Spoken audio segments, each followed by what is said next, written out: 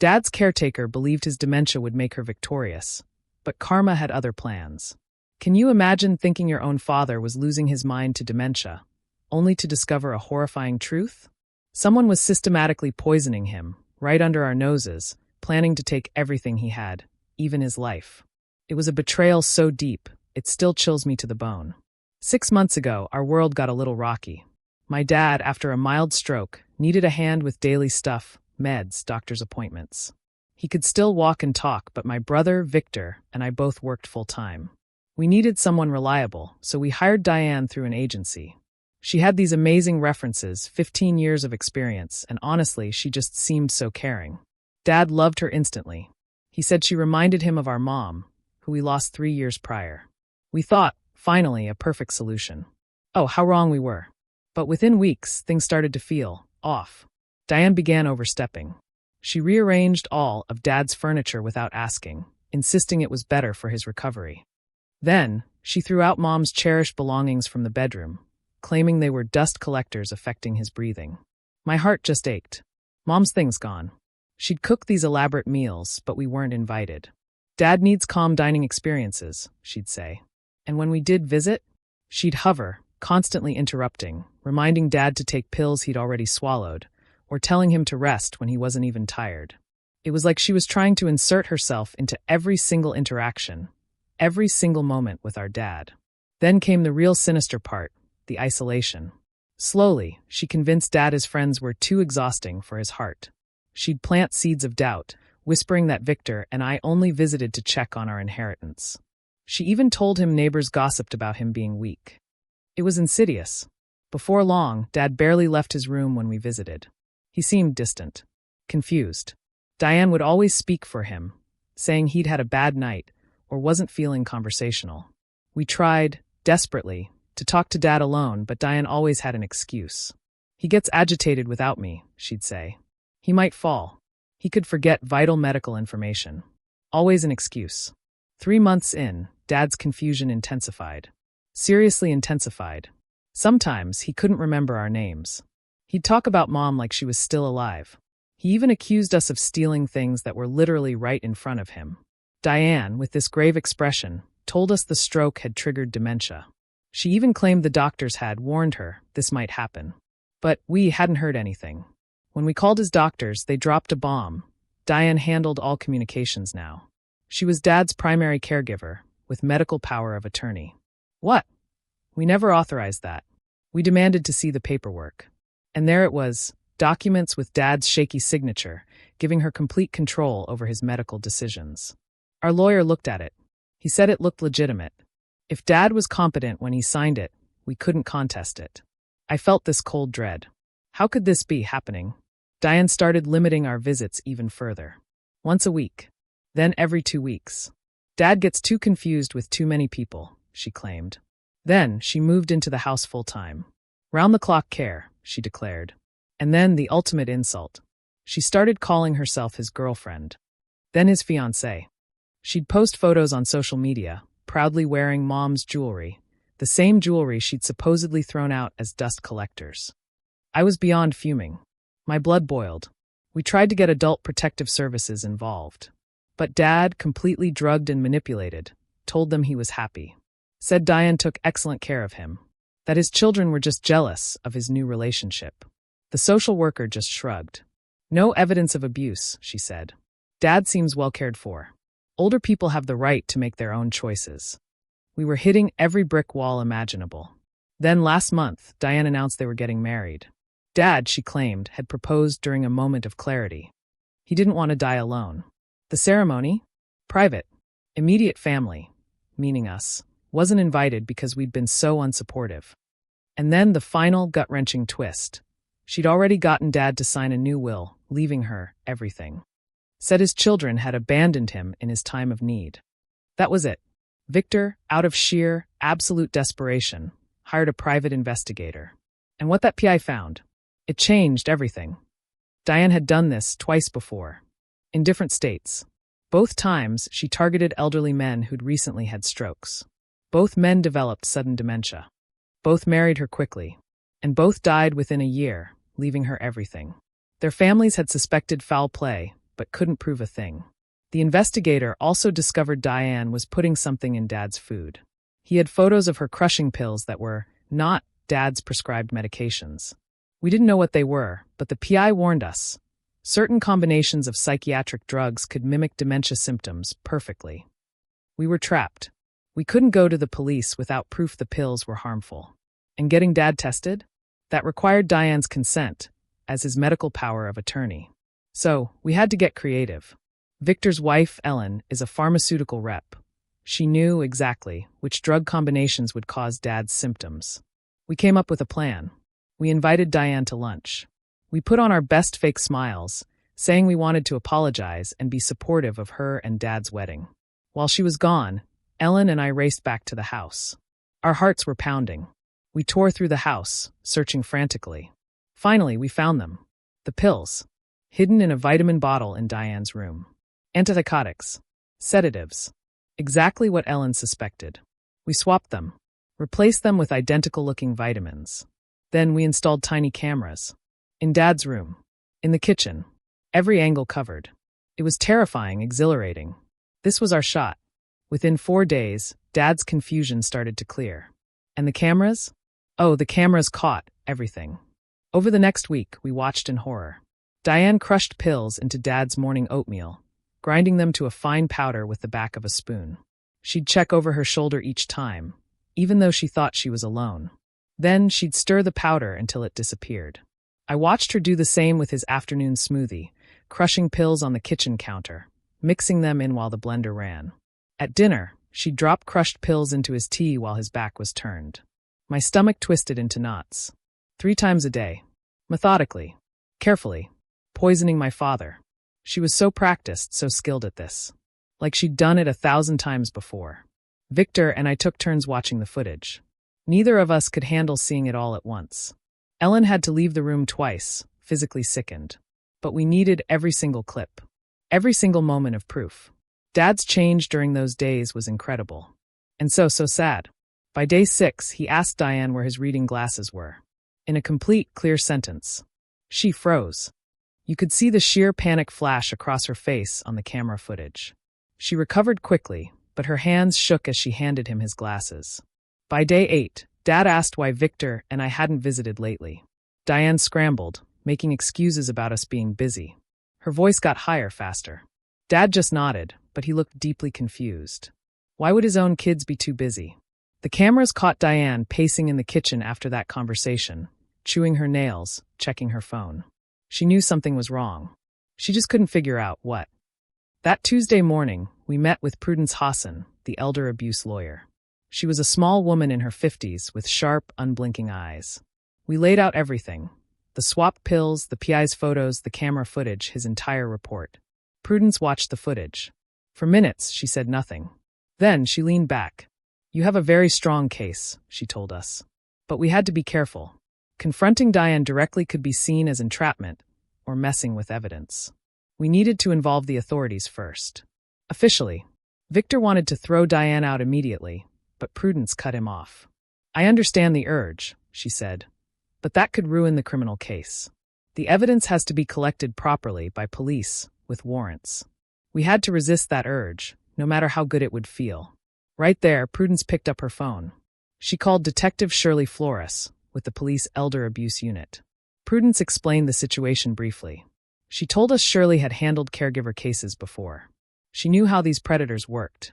The isolation, the fake medical problems, the rushed legal documents, the quick marriage before anyone could stop it. Shirley had seen it all. She knew exactly what to look for. The next morning, at 8 a.m., we were at the police station. Folder of evidence in hand. Detective Flores met us in a small, stark conference room. She was tall, with dark hair pulled back tight, eyes tired but focused. We showed her everything. She watched the camera footage on Victor's laptop. At first, her expression was professional, neutral. But as the footage continued, Diane crushing pills, stirring them into Dad's food, day after day, her jaw got tighter and tighter. By the end, she was gripping the edge of the table, knuckles white. I've seen plenty of elder abuse in 15 years, she said. But watching someone drug a stroke victim, on purpose, to fake dementia while planning to marry him for his money? That hits different. She called it one of the clearest cases she'd ever seen. Most cases rely on testimony, circumstantial evidence. We had Diane on camera. Poisoning Dad. Detective Flores made several phone calls. 30 minutes later, she returned. I have a warrant approved for tomorrow afternoon, she said. We worked out a coordinated plan. Detective Flores and 2 uniformed officers would arrive at Dad's house while Diane was giving Dad his afternoon medication. Perfect timing. We'd catch her in the act, if possible. Victor and I would stay away until after the arrest. The next afternoon felt like the longest day of my life. Victor and I sat in my car, 3 blocks from Dad's house, waiting for Detective Flores's call. My phone finally rang at 2:15. We're moving in, she said.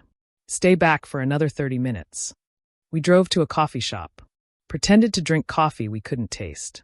My phone rang again 40 minutes later. You can come to the house now. When we pulled up, 2 police cars were in the driveway, lights flashing. Neighbors stood in their yards, watching everything.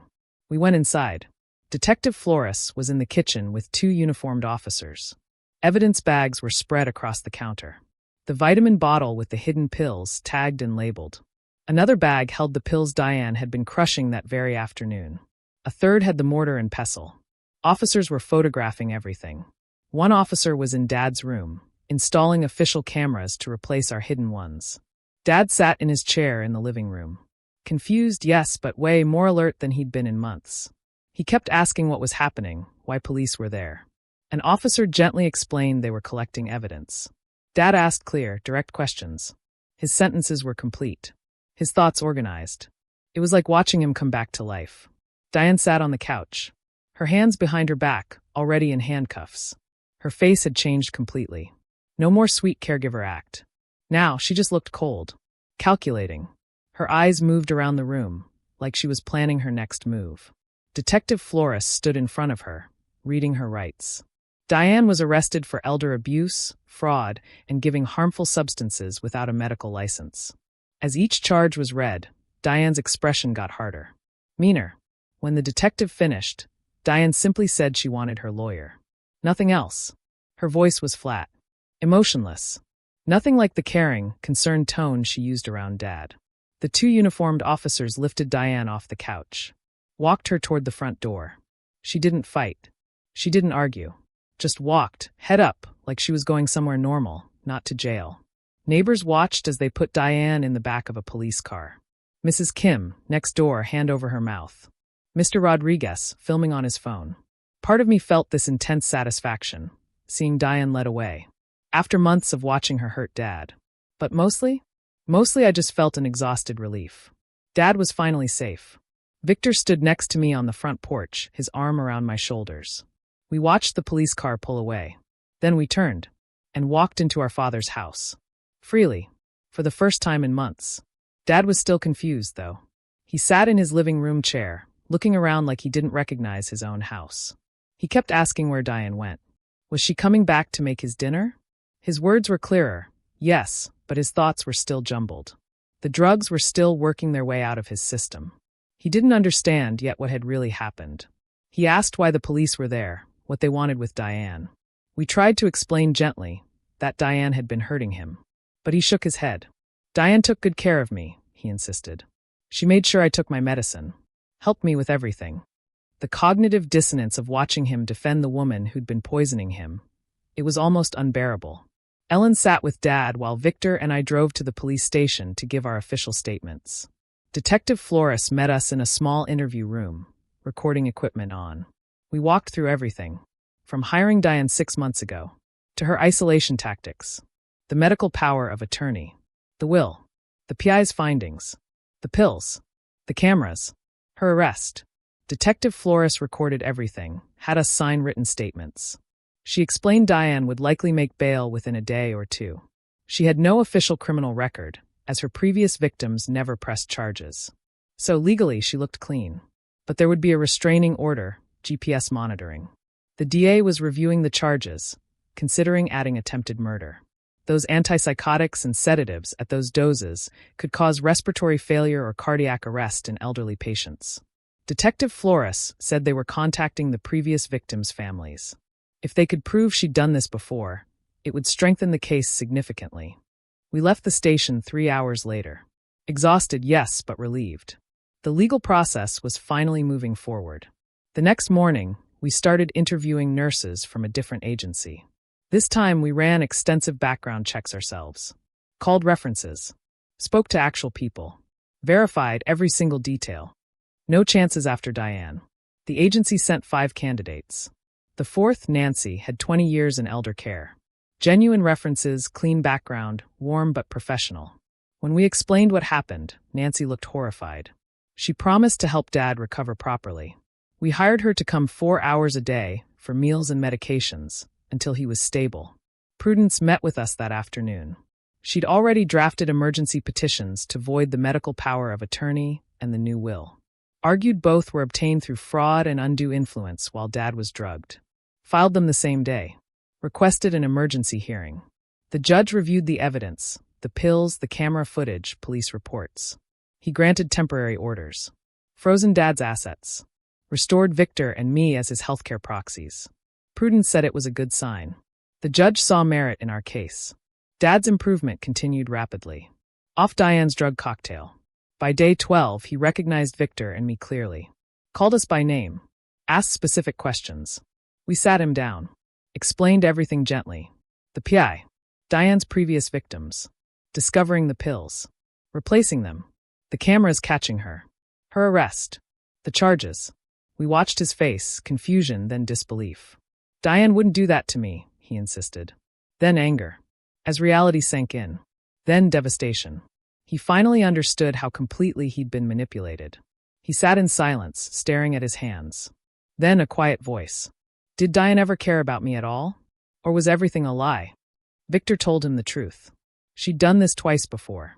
Always the same pattern. Isolation, drugging, quick marriage, inheritance. A predator. Targeting vulnerable elderly men for their money. Dad broke down. Crying. He understood. Diane never cared. Everything was a calculated scheme. To steal his money. To probably eventually kill him, like the others. Victor and I held him. He sobbed. Not just grieving the betrayal, but the lost months. The damaged relationships with his friends. The humiliation of being so completely fooled. He kept saying he felt like an idiot. We reassured him. Diane was a professional con artist. Refined her techniques over years. Multiple victims. She targeted him because he was vulnerable. After his stroke. Grieving Mom's death. Desperate for help. None of this was his fault. But watching our proud father confront how vulnerable he'd become, it was brutal. He'd always been independent. Capable. Now he felt weak. Foolish. The next day, we took Dad to a neurologist Prudence recommended. Full cognitive assessment. Brain scans. Results came back. The neurologist confirmed Dad's cognitive issues were entirely drug-induced. Not actual dementia. No significant damage beyond the original mild stroke effects. The doctor explained the combination of antipsychotics and sedatives created symptoms that perfectly mimic dementia. Confusion, memory loss, personality changes. But none of it was permanent brain damage. With proper care, off the drugs, Dad should recover most of his baseline cognitive function. The psychological trauma would take longer. But physically, his brain was fine. Dad cried again. This time from relief. He'd been terrified he was losing his mind permanently. 3 days after her arrest, Diane had her bail hearing. Victor and I attended. Her lawyer argued she wasn't a flight risk. No prior criminal record. Conveniently ignored the previous victims. Made her sound like a devoted caregiver falsely accused by jealous children. The prosecutor presented the evidence. Pills. Camera footage. Investigators report. The judge set bail at $50,000. Seemed low.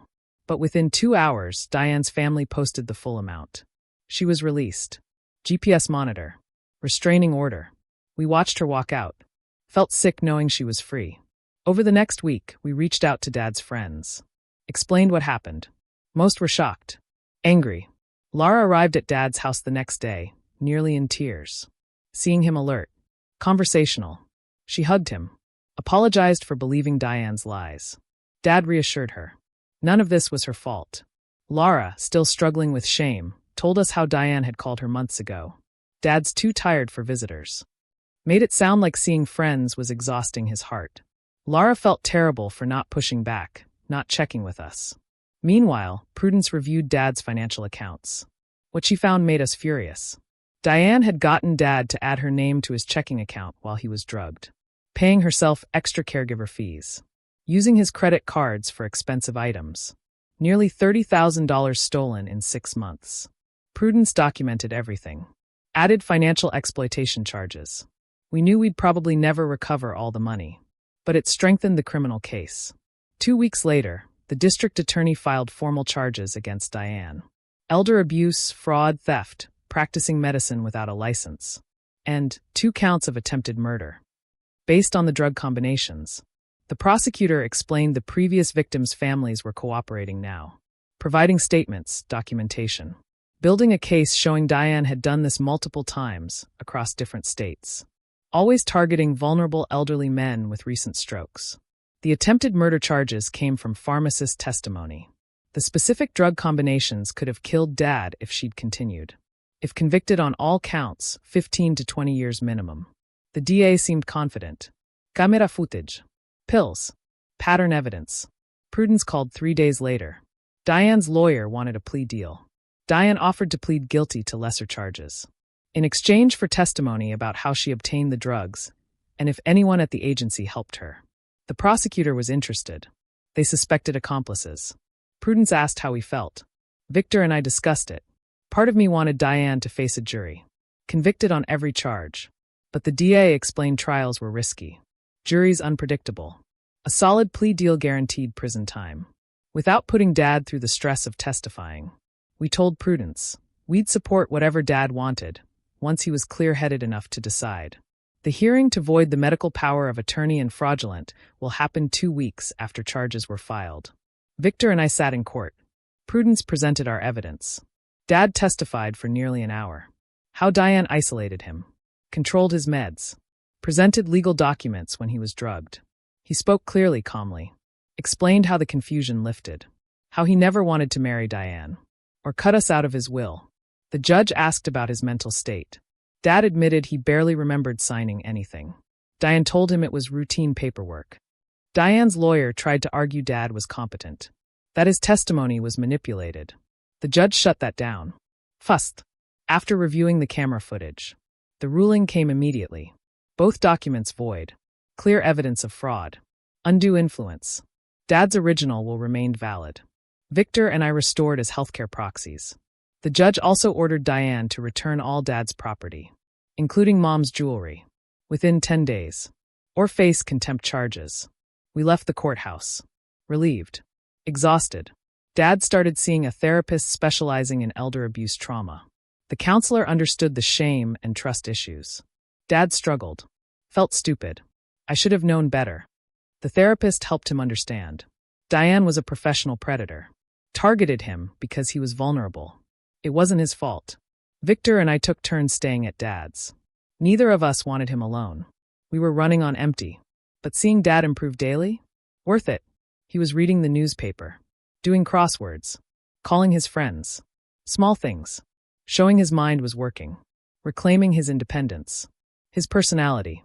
Darren, the PI, delivered his complete report a month after Diane's arrest. Brutal reading. Both previous victims died within a year of marrying her. One fell downstairs, ruled accidental. The other, medication interactions, natural causes. Both families suspected, but lacked evidence. Diane moved states after inheriting, staying ahead of investigation.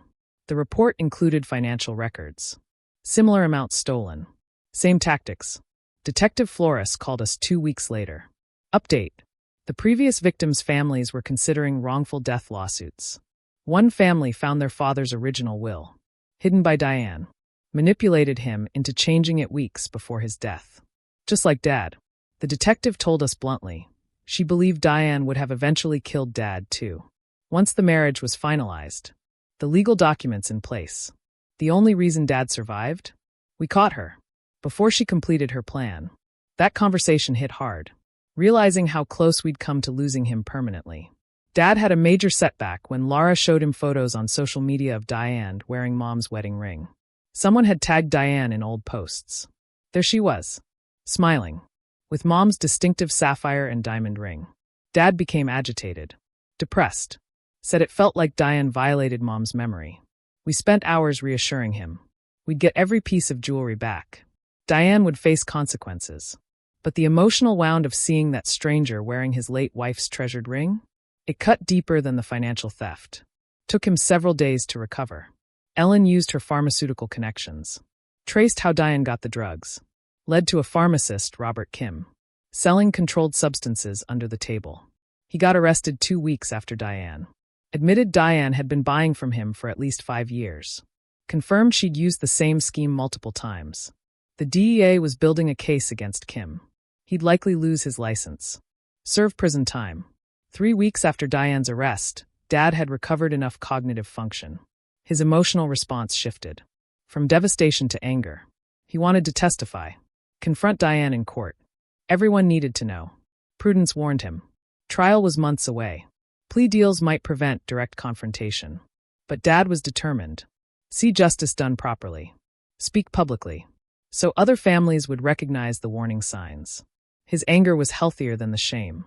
Processing the trauma. Reclaiming his agency. Prudence filed the civil lawsuit against the caregiving agency. 3 weeks after Diane's arrest. Negligent hiring. Enabled a predator. She dug into their background checks. Stunning. The agency never verified Diane's references. Prudence called the numbers. Burner phones. Diane herself controlled them. Fake references. Different voices. Backstories. The agency accepted them. No real verification. Never checked employment history. Previous agencies. Never contacted families. Never did criminal background checks across state lines. Their entire vetting process? Basically, asking Diane for her own references. Taking her word. Prudence said this level of negligence was shocking. Even by industry standards. It meant the agency directly enabled Diane to target Dad, and probably other victims. Meanwhile, Dad's physical therapy sessions. Better than anyone expected. His therapist told us, having a clear purpose, recovering to testify against Diane, that's motivating him. He pushed harder than most stroke patients. Longer distances. Strength training. Practicing speech. The slur mostly cleared up. By the 5th week, walking without assistance. Moving freely. Short walks with Victor or me. No remaining slur. The therapist said he'd surpassed his post-stroke baseline. Stronger. More mobile than he'd been after the stroke. Dad told me, the anger at Diane? That's fuel. Every time he wanted to quit an exercise, he pictured her face. Pushed through the pain. For weeks after her arrest, Diane's lawyer contacted the DA. Another plea offer. Plead guilty to elder abuse and fraud. Serve 8 years. Pay full restitution. The DA called us in. Dad was the primary victim. His input mattered. We sat in the DA's office. She explained 8 years was reasonable for provable charges. Trials were risky. This guaranteed significant time. Dad listened, then refused. Immediately. He wanted her prosecuted for attempted murder. The previous victims' deaths investigated as murders. He wouldn't let Diane minimize what she'd done. She'd systematically drugged him, isolated him, manipulated documents, clearly planned to kill him. 8 years. Not enough. Not even close. The families of Diane's previous victims started reaching out to us. After Detective Flores contacted them. One daughter, Rebecca, called. We talked for over an hour. Her father's story. Changed completely in his final months. Confused. Paranoid. Forgetting grandchildren's names. Accusing family of stealing. Exactly like Dad. Her father married Diane after 3 months. Changed his will. Died 4 months later from a heart attack. Rebecca and her siblings suspected, but couldn't prove anything. Diane moved to a different state immediately. Rebecca cried on the phone. Grateful our evidence proved what happened to her dad. Even if it was too late to save him. At least now she knew the truth. Her father hadn't abandoned his family. He'd been manipulated. Drugged. Just like Dad. Victor started seeing a therapist. To deal with guilt. Not recognizing the warning signs earlier. He kept saying we should have been more suspicious. Pushed harder. Wasted months while she poisoned Dad. His therapist helped him understand. Diane was a professional predator. Refinement technique. Legitimate medical excuses for symptoms. Even doctors and social workers were fooled. We did our best. Saved Dad by being persistent. Creative. When the system failed us. Guilt was normal, his therapist said. But not productive. Focus on Dad's recovery. The prosecution. Dad's friends rallied around him. Once word spread. People he hadn't seen in months. Calling. Visiting. Apologizing for believing Diane's lies. Lara organized a weekly card game at Dad's house. It became his social anchor, reminding him he had a community. Beyond family. Every Thursday night, 6 longtime friends. Puka. Conversation. Watching Dad laugh. Joke. Telling stories. Trash talking. Showed us how much of himself he'd reclaimed. Fully present. Sharp. Funny. Engaged. Nothing like the confused, distant man Diane turned him into. The caregiving agency settled our civil lawsuit 2 months after we filed it. Agreed to pay $200,000. Rather than face trial. Public exposure of their negligent hiring. Insurance company pushed for settlement. Once they saw Prudence's evidence. Fake references. Lack of verification. Part of the settlement. New screening protocols. Criminal background checks across all 50 states. In-person verification of references. Regular unannounced visits. Confidential hotline for family concerns. Prudence said it was too little, too late for Dad and other clients. But future clients would have better protection. Settlement money funded improvements for at least 5 years. Agency had to report compliance data quarterly. Detective Flores called us 6 weeks after Diane's arrest. Another update. Her investigation uncovered evidence linking Diane to a 4th potential victim. In another state, a widower. Died 10 years ago. Suspicious circumstances. Never thoroughly investigated. Appeared natural. Aida Liman. Health problems. Passed in his sleep. But the pattern matched perfectly. Recent widower. Mild cognitive issues. Sudden marriage to Diane after 3 months. Death within 6 months. Diane inheriting everything. Immediately moving away. Flores was working with detectives there. To build a case. Warned us. Evidence from 10 years ago would be harder to prove. The grand jury hearing happened 8 weeks after Diane's arrest. Dad testified. About the isolation. How Diane cut him off. The drugging. Confusion. Memory loss. Clearing up after the vitamin swap. Manipulated him into signing documents. While disoriented. Incapacitated. Controlled every aspect of his life. Voice shook. But clear. Strong. The grand jury heard from multiple witnesses. Ellen about the drugs. Darren about his investigation. Detective Flores about previous victims. Rebecca about her father's death. They indicted Diane. On expanded charges. Including 2 counts of second-degree murder for the previous victims. Along with attempted murder, elder abuse, fraud, and theft charges. We finally got Mom's jewelry back. 3 months after Diane's arrest. Judge ordered her to return all stolen property. Police brought it to Dad's house. In evidence bags. Each piece documented. Photographed. Dad broke down completely. Held Mom's wedding ring. Sapphire and diamond. Worn for 52 years. Sat at the kitchen table. Crying.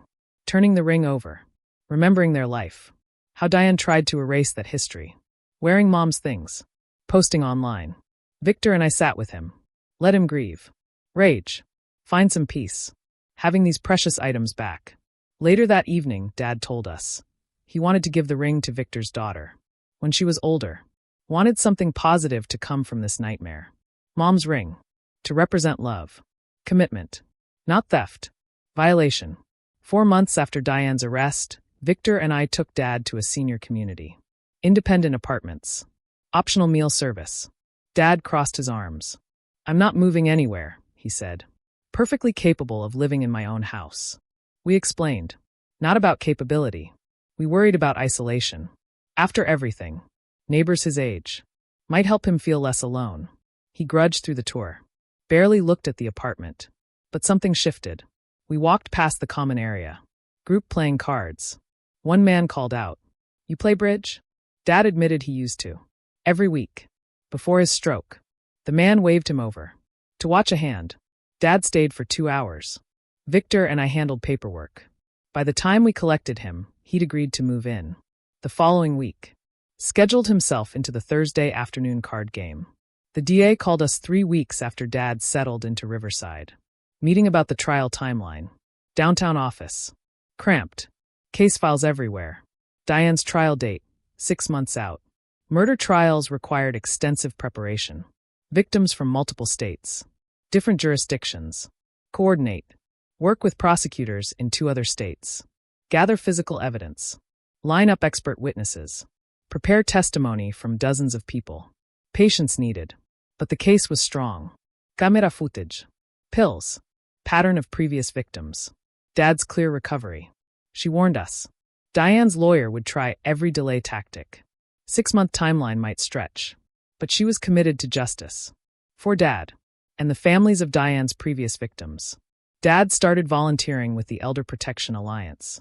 2 months into his stay at Riverside. Group met twice a month. Senior. Financial exploitation. Caregiver abuse. Family manipulation. Share stories. Warn others about red flags. Dad was nervous. Embarrassed about being fooled. Worried people would think he was stupid. Weak. I reminded him. Diane was a professional predator. Successfully deceived multiple families. Sharing his experience could literally save someone's life. He stood up. In front of 40 seniors. Told them everything. Voice shaking. Describing how Diane isolated him. Convinced him his own children were enemies. Several people cried. Afterward, 3 seniors approached him. Described similar situations. One woman grabbed his hand. Thanked him.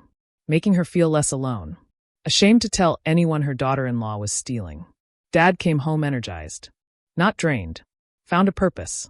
Turning his nightmare into protection for others. Victor and I started attending a support group. For families of elder abuse victims. The following month. We'd both been carrying guilt. Not recognizing Diane's manipulation sooner. Pushing harder. Preventing months of suffering. The group met in a church basement. Hearing other families' stories. Reinforced how common these schemes were. How sophisticated predators could be. One daughter. Father's caregiver. Convinced him to add her to bank accounts within 3 weeks. Another son. Mother's boyfriend. Isolated her so completely. Family didn't realize until she was in the hospital. Many families shared our exact guilt. The facilitator helped us understand. Predators target vulnerable moments. Professional manipulation tactics. We weren't failures. Dealing with calculated criminals. Knew exactly how to exploit victims and families. Ellen got called into her company's regional office. 6 weeks after helping us expose Diane. Her pharmaceutical expertise was crucial. Identifying drug combinations. Creating fake dementia. Her quick thinking. Replacing pills with vitamins. Gave us time to gather evidence. Without Diane realizing, the company's vice president thanked her personally. Helping expose the corrupt pharmacist. Investigation uncovered a distribution network. Supplying multiple caregivers. For elder abuse schemes. They asked Ellen to speak at their national conference. Preventing medication abuse. She developed new training protocols. For pharmaceutical reps. Recognizing suspicious prescription patterns. She came home with a promotion. A bonus. But told Victor and me. The real reward was knowing Dad was safe. Her knowledge protected him. When it mattered most. Dad's neurologist scheduled a comprehensive evaluation. 4 months after Diane's arrest. To assess cognitive recovery. Drove him to the appointment. Expecting good news. Still anxious. Potential lasting damage. Stroke or drugging. Doctor put Dad through extensive testing. Memory. Reasoning. Language skills. Executive function. 2 hours later. Dad is fully recovered cognitively, she said. No lasting effects. Stroke or drug cocktail. Brain scans showed no new damage. Cognitive function returned to pre-stroke baseline. A remarkable recovery. Asked Dad's permission to use his case. Teaching medical students. About drug-induced cognitive impairment. Mimicking dementia. Dad agreed immediately. If my nightmare can educate doctors, then something good will come from it. Prudence called us 2 weeks later. News about Diane. Her bail revoked. Violated restraining order. Contacted one of the previous victims' families. Diane somehow got the daughter's phone number. Called claiming apology. Actually intimidation. Convince her not to testify. Daughter recorded the entire conversation. Took it straight to Detective Flores. Arrested Diane for witness tampering. She'd been in jail for 2 months. Awaiting trial. Prudence said it helped prosecution. Diane couldn't manipulate witnesses. Destroy evidence. Coordinate defense. From behind bars. Judge denied bail entirely this time. Diane proven danger to witnesses. Flight risk. Dad asked Victor and me to go with him, to meet his financial advisor. 6 months after Diane's arrest, Robert managed Dad's investments for 20 years. Horrified when we explained how much Diane stole, manipulated Dad, adding her to accounts, pulled up Dad's statements, walked us through better security. Any transaction over $5,000 required signatures from Dad and us. Robert sent monthly account summaries to all three. Catch unusual activity. Alerts for new account access. Attempts to add authorized users. Changes to beneficiary designations. Dad felt embarrassed, needing these safeguards. But Robert reminded him, plenty of competent people get taken advantage of. During vulnerable moments. Smart planning. Protecting yourself before problems. Not just cleaning up damage. The DA called us 6 months after Diane's arrest to discuss a plea offer. Diane's lawyer approached her.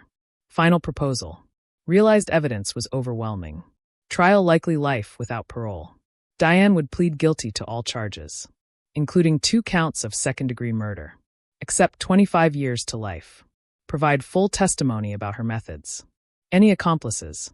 In exchange, prosecution would take death penalty off the table. DA wanted our input. Dad was primary surviving victim. His opinion mattered. Dad asked Victor and me to meet with him and the DA to discuss the plea offer together. Sat around her conference table.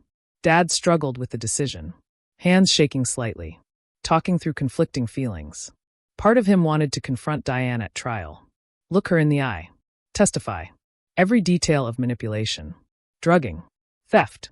But another part dreaded reliving the worst months publicly. His confusion, vulnerability, displayed in open court. Cross-examination from Diane's lawyer, trying to make him look incompetent. Or willing. The DA explained. Trials are brutal for victims. Diane's defense would attack his credibility. Suggest he was a willing participant. Process could take weeks. Re-traumatize him repeatedly. After 2 hours of discussion, Dad took a deep breath. Said he'd support the plea. 25 years to life. Meant Diane would likely die in prison. He'd be spared months of trial stress. Public exposure. He wanted justice, but also wanted to move forward. Accepting the plea would give him closure, without destroying his peace. The plea hearing happened 2 weeks later. County courthouse. Victor and I sat in the front row, behind the prosecutor's table. Dad waited in the witness area, hands folded tightly. Diane entered. Orange jumpsuit. Handcuffed. Looked smaller. Without her caregiver uniform. Fake smile. Judge asked if she understood charges. Yes, she said. Flat voice. No emotion. Her lawyer confirmed. Pleading guilty to all counts. Elder abuse, fraud, theft. 2 counts of murder. Judge asked Diane directly. Forced to accept? No, she said. Understood she was giving up right to trial. Then came Dad's turn to speak. He walked slowly to the witness stand. Bailiff helped him. Judge asked for victim impact statement. Dad pulled folded papers from his pocket. Hands shaking. Smoothed them flat. Started reading. How Diane destroyed his trust. Made him doubt his own mind. Stole months of his life. Voice cracked. Described thinking he had dementia. Believing his children abandoned him. Feeling alone. While she poisoned him 3 times a day. Shame of being fooled. Fear of losing himself. Anger at stolen autonomy. Diane stared at the table the whole time, never looking up. I wanted to scream at her. Just face him. Dad's voice got stronger toward the end. She nearly killed me, but failed. Eva survived. Rebuilt my life. She'll spend decades in prison, while I live freely, with people who actually care about me. When he finished, courtroom silent. Judge thanked him for courage. Short break before sentencing. When court resumed, Judge addressed Diane directly. Seriousness of crimes. Pattern of predatory behavior. Targeting vulnerable seniors. Systematic drugging. Faking medical conditions. Exploitation of trust. 2 murders. Manipulated exactly like Dad. Judge said aggravating factors outweighed mitigating. Diane showed no remorse. Accepted plea to avoid harsher punishment. Then pronounced sentence. 25 years to life. State prison. No possibility of parole before serving full 25 years. Diane would be 73 years old at earliest parole hearing. Given severity, parole likely denied repeatedly. Diane stood expressionless. As judge finished, bailiffs moved to take her away. She finally glanced back. Her eyes met Dad's. Just for a second. Still no emotion. No epalegi. No regret. Just emptiness. Dad watched her. Led through the side door. In handcuffs. I saw his shoulders relax. Slightly. Like he'd been holding tension for months. Could finally release it. This time, finality. No more court dates. Hearings. Waiting. Just done. Outside the courtroom. Group of people approached us. Nervously. Previous victims' families. Attended sentencing. Thank us. Providing evidence. Finally brought Diane to justice. Older woman. Daughter of an earlier victim. Crying. Explained her father changed. Final months. Confused. Paranoid. Pushed away family. Married Diane quickly. Died from tragic accident. Suspected something. Couldn't prove. Diane moved. With their father's money. Now, knowing the truth. She could grieve properly. Not feel guilty. Man whose father was Diane's other victim. Similar story. Same pattern. Isolation. Cognitive decline. Thanked us. Persistent. Gathered real evidence. Didn't give up. Gave their families answers. After years of painful questions. We exchanged contact info.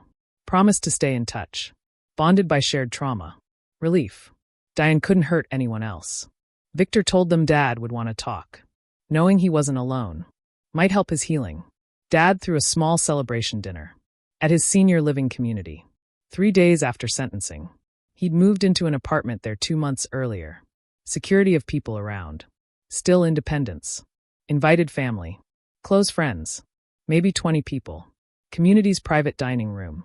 Not exactly party atmosphere. Trauma too recent. But genuine relief. Gratitude. He'd survived. Diane imprisoned. Lara arrived early. Hugged Dad. Long time. Apologizing again. Believing Diane's lies. Dad reassured her. Diane fooled everyone. Professional manipulator. Practiced techniques on multiple victims. Victor gave a short toast. Thanking everyone. Supported Dad. Through investigation and recovery. Then Lara raised her glass. To Dad's strength. To family who never gave up fighting for him. Dad got emotional. Had to pause. Responding. Said he was lucky. Children who trusted instincts. When something felt wrong. Spent their own money. Private investigators. Lawyers. Refused to accept he was just declining with age. The dinner felt like a turning point. Not an ending. An acknowledgement. The worst was over. Dad could focus on rebuilding. Rather than just surviving. Victor and I gradually reduced our constant presence. In Dad's life. Over the next few months. As he showed he was truly stable. Safe. Harder than expected to step back. After months of visiting daily. Monitoring everything. Alert for problems. We'd been in crisis mode so long. Normal felt strange. Slightly wrong. Like we were abandoning him. Logically, we knew he needed independence. Dad was the one who finally told us to ease up. Appreciated everything. But needed to prove to himself. He could manage his own life again. We worked out a routine. Regular visits. Phone calls. Without hovering. Checking in a few times a week. Not daily. Letting him make his own decisions. About schedule. Activities. Without our input. Watching him recover. Wasn't just about cognitive function. It was about trusting him. To take care of himself. Accepting he was capable. Competent. Even after everything. 8 months after Diane's sentencing. Dad mentioned he'd been spending time with someone. From his card game group. Margaret. Retired teacher. Moved into the senior community. Around the same time. At first. Victor and I were anxious. Him being vulnerable again. Worried he'd trust too easily. But when we met Margaret. She was completely different. In every way that mattered. Her own retirement income. Savings. Owned her condo. Grown children. Visited regularly. She'd actually known Dad slightly. Before Diane. At community events. Before his stroke. Margaret was patient. With Dad's trust issues. Didn't push for anything serious. Seemed content to build a genuine friendship first. Before anything romantic. She told us directly. Understood Dad had trauma. Needed time. Wasn't looking to rush. Or change her own independent life. Dad seemed lighter. When he talked about her. Small things. Walks. Books. Nice seeing him interested. Without the desperation. Or confusion. Diane had exploited. The caregiving agency implemented new screening protocols. From our settlement agreement, Prudence walked us through changes. Every caregiver. Criminal background checks. All states worked in. Not just current. References verified. In-person or video. Actual people. Not just phone numbers. Agency assigned supervisors. Unannounced visits. At least monthly. Checking in separately. Caregiver. Client. Created confidential hotline. Family members report concerns. Without going through caregiver first. Prudence said these changes wouldn't prevent all abuse. Determined predators find ways. But significantly better than previous practices. Basically relied on applicants' self-reported info. Settlement money funded improvements for at least 5 years. Agency reported compliance data quarterly. Dad testified before a state legislative committee. Elder abuse protections. 9 months after Diane's arrest. A representative heard his case. Invited him to speak. Hearing about proposed legislation. Strengthen oversight of medical power of attorney. Caregiver licensing. Dad was nervous. Publicly speaking. Worried about seeming weak. Foolish. But Victor and I encouraged him. Share his experience. If comfortable. His testimony. Personal. Detailed. Described exactly how Diane isolated him. Manipulated him into signing documents. Didn't fully understand. Drugged him. To create symptoms. Justified her control. Talked about how easily the system failed him. Adult protective services. No evidence. Diane careful to maintain appearances. His own doctors. Never questioned rapid cognitive decline. He advocated. Requiring witnesses. Not connected to caregiver. When signing POA. Mandatory reporting. Sudden cognitive decline. Better training. Medical professionals. Recognized signs of drugging. 2 representatives approached him. Afterward. Committed to sponsoring legislation. Based on his recommendations. First-hand account made abstract policy proposals urgent. Necessary. Victor's daughter asked Dad about Diane. A few weeks after legislative testimony. 10 years old. Heard adults talking. Diane going to prison. Grandpa sick. Getting better. Bad people. Hurt elderly folks. Confused. Scared. Grandpa still sick? Other bad people hurt him? Dad sat her down. Explained. Terms she could understand. Some people pretend to be nice. Want to take advantage. Especially in hard times. Trust carefully. Not share personal info. People you don't know well. Recognize when someone tries to separate you. From family and friends. Emphasized. If something ever felt wrong. Even if adult said fine. Always tell parents. Or trusted adult. Dad turned his trauma into a teaching moment. Helping her understand. Bad things can happen. But families protect each other. Asking for help isn't weak. It's smart. She asked if he was scared of Diane coming back. He said no. Diane was in prison. Long time. Couldn't hurt anyone. He'd learned to be careful. But wasn't going to live in fear. 1 year after Diane's arrest. Dad genuinely thriving. In his senior community. Dating Margaret for 4 months. Involved with community activities. Volunteered twice a week. Elder advocacy group. Helping other abuse survivors. Maintained strong relationships. Friends. Family. Apartment decorated. Photos of family. Mom's favorite artwork. Reclaimed from storage. New pictures from trips with Margaret. Museums. Parks. Hosted regular game nights. Attended exercise classes. Book club discussions. Cognitive effects of Diane's drugging. Completely resolved. Sharp as before his stroke. Maybe more engaged. Confronted his own vulnerability. Chosen to live fully. Still had moments of anger. Lost time. Violation of trust. Nightmares. But less frequent. Building new positive experiences. Overshadowing trauma. Victor and I visited every couple weeks. Called regularly. No longer felt need to monitor every move. Worry constantly. Dad had reclaimed his autonomy. Used it well. Proving that surviving something terrible didn't mean letting it define the rest of your life. Several months later. Thick envelope arrived. State Appeals Court. Official notice. Diane's appeals denied.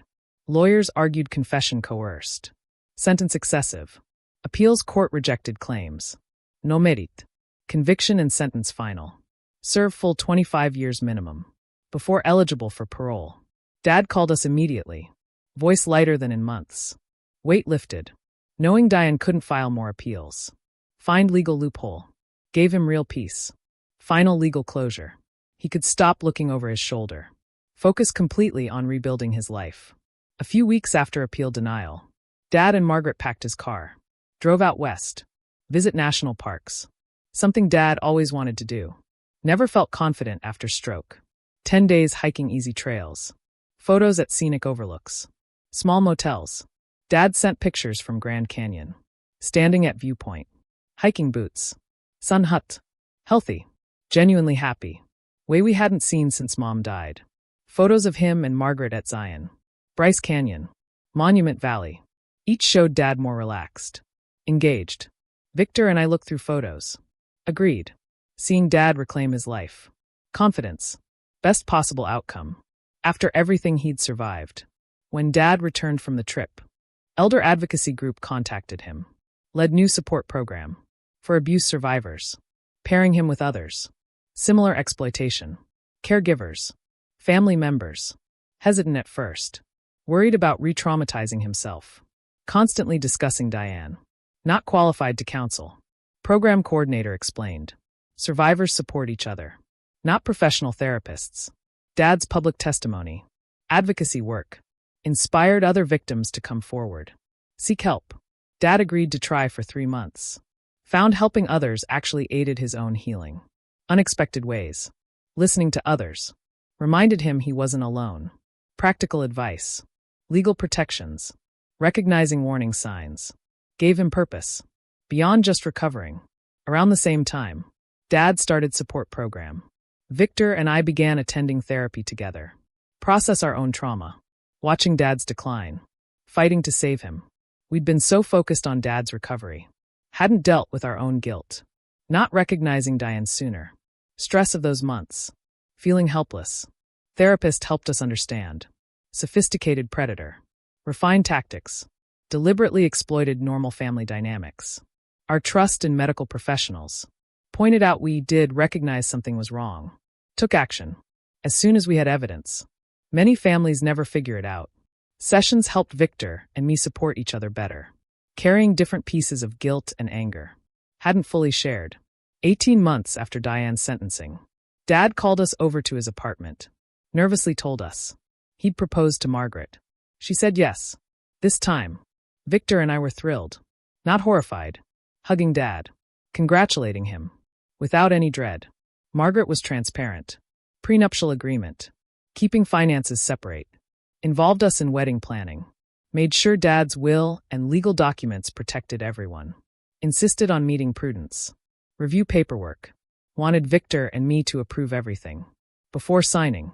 The contrast to Diane's manipulation. Stuck. Deeply reassuring. Margaret understood our protective instincts. Respected them. Not trying to separate Dad from family. The wedding day arrived. Sunny Saturday afternoon. Senior Community's garden area. Close family and friends. Small ceremony. Dad was nervous that morning. Adjusting tie repeatedly. Asking Victor if he looked okay. But once ceremony started, he was radiantly happy. Made my chest tight with gratitude. Margaret's children welcomed Dad warmly. Her daughter gave a speech. How Dad brought joy back to her mother's life. After years of loneliness. Watching Dad dance with his new wife. Laughing. Moving slowly. Old love songs. I felt grateful he'd survived. Second chance at companionship. We'd fought hard enough to make this moment possible. 3 months after the wedding, state legislature passed the Elder Protection Act. Partly based on Dad's testimony. Advocacy work. New law. Stricter oversight of caregivers. Mandatory background checks. Reference verification. Criminal penalties for financial exploitation. Reporting system for suspicious POA transfers. Dad attended bill signing. State Capitol. Standing behind governor. Thanking representatives. Several other abuse survivors attended. Dad introduced us. People he'd worked with. All committed to preventing it from happening to others. In months that followed, Dad and Margaret settled into married life. Worked for both. Splitting time between apartments. Weekend trips. Museums. Theaters. Parks. Dad told us one evening. Margaret made him feel safe. Way he couldn't have imagined after Diane. Encouraged independence. Not control. Included family. Not isolated. Respected his need to process trauma privately. without taking it personally, learning to trust again. Harder than recovering from drugging. But Margaret's patience, transparency, helped him believe not everyone wanted to take advantage. 2 years after Diane's arrest, Dad fully reclaimed his life. Identity, beyond just recovering what he'd lost. Healthy, active, maintained friendships. Old and new, happily married. Someone who genuinely cared. Actively helping other abuse survivors. Co-directed support program. Trauma always part of his story. Shaped how he approached relationships. Evaluated intentions. But no longer defined him. Or limited what he could do. Rebuilt trust carefully. Intentionally. Learning to protect himself. While still remaining open to connection. Lived fully. Rather than fearfully. Looking back now, Victor and I sometimes talk about how close we came to losing Dad. Not to his stroke or natural causes, but to a predator. Someone who nearly succeeded in her scheme to drug him, marry him, and eventually kill him for his money. We're grateful for so many people who made his survival possible. Ellen's pharmaceutical knowledge, Darren's investigation, Prudence's legal expertise, Detective Flores's commitment. Dad's survival required a team effort, and honestly, some luck. The luck that Victor thought to hire an investigator. That Ellen knew exactly which drug combinations to look for. That we acted before Diane's plans progressed to the point where Dad might not have recovered. We learned that protecting vulnerable people takes vigilance, resources, and people willing to believe something's wrong, even when surface appearances suggest everything's fine. Dad told us one evening, over dinner at his apartment, that surviving what Diane did taught him things about himself he never expected to learn at 77 years old. He always thought asking for help meant being weak, that needing people showed you couldn't handle your own life anymore. But going through the drugging and manipulation, then the recovery, showed him that letting family help actually made him stronger, not weaker. He talked about how isolated he'd felt when Diane was controlling everything. How she convinced him that Victor and I only cared about his money, and his friends were too trouble. Being cut off from everyone who genuinely cared about him was the worst part. Worse than the confusion from the drugs, or the fear when he realized what she'd done. Now he's closer to both of us than he was before his stroke. Calls us multiple times a week just to talk. Invites us over for dinner with Margaret. Includes us in decisions. He said, learning that being open about needing support doesn't damage relationships. It actually makes them deeper and more real when you're surrounded by people who truly care about your well-being instead of what they can take from you. Life isn't perfect now. Dad still has moments where he struggles with trust or gets anxious. But watching him surrounded by people who love him, married to someone who respects his independence, actively helping other abuse survivors, it's clear he's rebuilt something real and lasting from the ruins Diane left behind. Can you imagine going through something like that with a loved one? What steps would you have taken earlier on? Or have you ever had to fight for justice when no one seemed to believe you? Share your thoughts and experiences in the comments below. I'm really curious to hear what you think.